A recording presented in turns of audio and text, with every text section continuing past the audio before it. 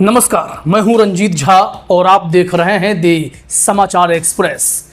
तमिलनाडु के अपर director general of police ADGP HM Jayaram का अपहरण मामले में उलझा केस आज सुप्रीम कोर्ट में एक सनसनीखेज मोड़ पर पहुंच गया।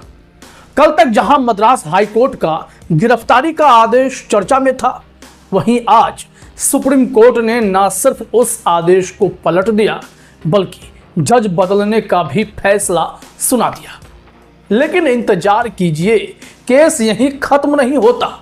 सुप्रीम कोर्ट ने एडीजीपी से जुड़े इस केस की जांच सीआईडी को सौंप दी है।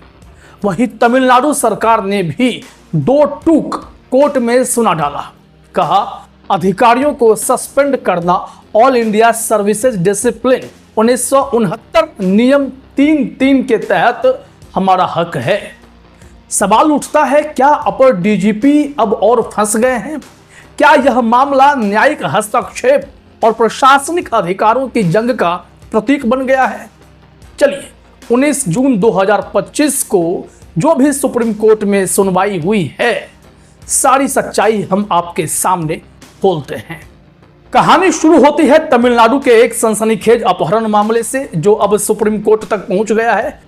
अपर डीजीपी एचएम जयराम पर आरोप है कि उन्होंने अपने आधिकारिक वाहन का इस्तेमाल एक 16-17 साल के लड़के के अपहरण में किया, जो एक अंतरजातीय विवाह विवाद से जुड़ा हुआ था। यह घटना इतनी गंभीर थी कि मद्रास हाई कोर्ट ने 16 जून 2025 को एक चौंकाने वाला आदेश दिया। एडीजीपी जयराम को गिरफ्तार किया जाए और कार्रवाई हो। लेकिन यहां ट्विस्ट शुरू होता है। हाईकोर्ट के इस फैसले के बाद जयराम को निलंबित कर दिया गया और अगले ही दिन 17 जून को उन्हें 24 घंटे की हिरासत के बाद रिहा कर दिया गया। खबरों में छपी रिपोर्ट के मुताबिक इस अपहरण में एक स्थानीय एमएलए पुवई जगन मूर्ति का भी नाम सामने आया, जिसने कथित तौर पर एडीजीपी जयराम की मदद ली थी। आपको बता दें कि वह विधायक गिरफ्तारी के डर से फरार हो गया था और उनके कार्यकर्ताओं ने बवाल काटा था। वहीं लड़के की मां ने 11 जून को हलफनामा देकर मामले को सुलझाने की बात कही, लेकिन फिर भी जांच आगे बढ़ी। इस बीच जयराम ने सुप्रीम कोर्ट का दरवाजा खटखटाया और जो वहां सुनवाई हुई है वो आपको निश्चित तौर पर जान लेना चाहिए। बहुत कुछ घटा है सुप्रीम कोर्ट में। 19 जून 2025 को सुप्रीम कोर्ट की बेंच जस्टिस उज्जवल भयान और जस्टिस मनमोहन ने सुनवाई फिर से शुरू की और जो हुआ उसे सुनकर आपका भी दिमाग चकरा जाएगा। कोर्ट ने सबसे पहले मद्रास हाई कोर्ट के 16 जून के आदेश को रद्द कर दिया, जिसमें जयराम की गिरफ्तारी का निर्देश था। लेकिन असली धमाका तो तब हुआ जब कोर्ट ने मद्रास हाई कोर्ट के मुख्य न्यायाधीश से अनुरोध किया कि इस केस को किसी अन्य बेंच को सौंपा जाए। जी हाँ, जज बदलने का यह फैसला कोर्ट की नजर में इस मामले की संवेदनशीलता और विवादास्पद प्रकृति को दर्शाता है। लेकिन यहां रुकिए, कोर्ट ने जांच को सीधे सीबीसीआईडी यानी क्राइम ब्रांच इन्वेस्टिगेशन डिपार्टमेंट को सौंप दिया ताकि निष्पक्षता सुनिश्चित हो सके। हालांकि सुप्रीम कोर्ट के जस्टिस ने हैरानी जताते हुए कहा कि कोर्ट अब प्रशासन भी चला रहे हैं। ऐसा लगा जैसे जज साहब हाईकोर्ट के फैसले से काफी नाखुश थे। इस वजह से तो आदेश भी उन्होंने रद्द कर दिया। कल 18 जून को ही कोर्ट ने जयराम की गिरफ्तारी और निलंबन को शॉकिंग करार दिया था और आज उन्होंने अपनी बातों को अमली जामा पहनाया। लेकिन ऐसी नाराजगी हाईकोर्ट से क्यों थी, हम आपको आगे बताते हैं। लेकिन पहले बात कर लेते हैं कोर्ट रूम में हुई बहस की। किसने क्या दलील दी? सबसे पहले एडीजीपी जयराम के वकील ने दलीलें पेश की। उन्होंने कहा कि निलंबन हाईकोर्ट के आदेश के बाद हुआ है, यानी 16 जून को देर रात निलंबन का ऑर्डर जारी हुआ, तब तक कोई जांच भी लंबित नहीं थी। उन्होंने यह भी बताया कि जयराम का नाम एफआईआर में नहीं है और लड़के की मां ने हलफनामा देकर मामले को सुलझाने की इच्छा भी जताई है। उनका तर्क था कि सीबीसीआईडी जांच उनके खिलाफ नहीं होनी चाहिए क्योंकि पक्षों में समझौता हो चुका है। लेकिन यहां बात सिर्फ समझौते का नहीं, ऐसे वारदात में एडीजीपी की गाड़ी क्या कर रही थी, यह एक बड़ा विवाद बन गया। तो दूसरी ओर तमिलनाडु सरकार की ओर से वरिष्ठ अधिवक्ता सिद्धार्थ दवे ने मोर्चा संभाला। उन्होंने कहा, जयराम का निलंबन हाईकोर्ट के आदेश से स्वतंत्र था और यह all India services discipline rules 1969 के तहत किया गया। दवे ने जोर देकर कहा कि जांच पूरी होने तक निलंबन जारी रहना चाहिए और उन्होंने खुद सुझाव दिया कि मामला क्यों ना सीबीसीआईडी को सौंप दिया जाए, ताकि हाईकोर्ट की दखलंदाजी का जो आरोप लगाया जा रहा है उससे भी लोग बचेंगे। सरकार की दो टूक बातें यह थी कि गंभीर मामलों में अधिकारियों को सस्पेंड करना हमारा अधिकार है और हमने इसका इस्तेमाल किया है।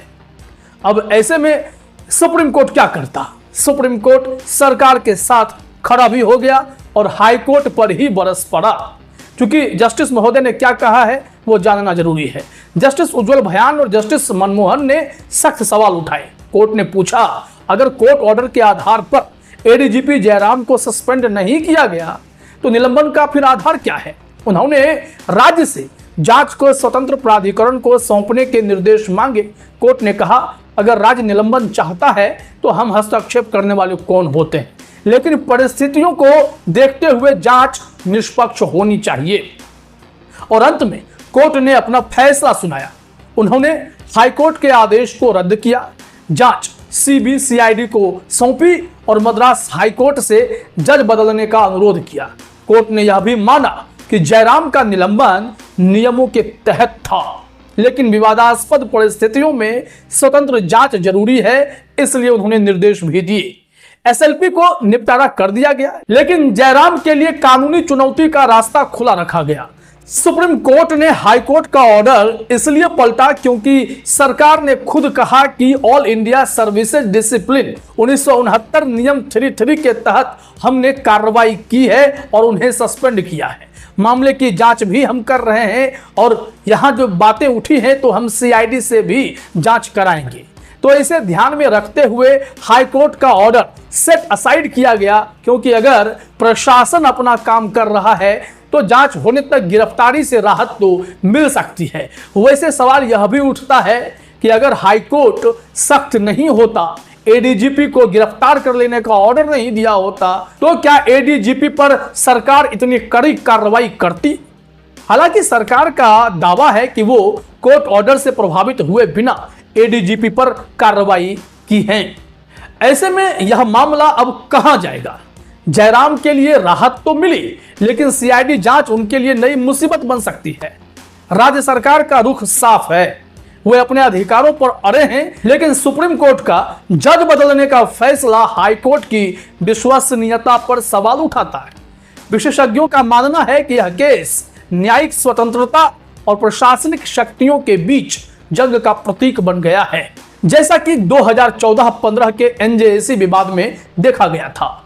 क्या जयराम बरी होंगे या सीआईडी की जांच उन्हें और फंसा देगी?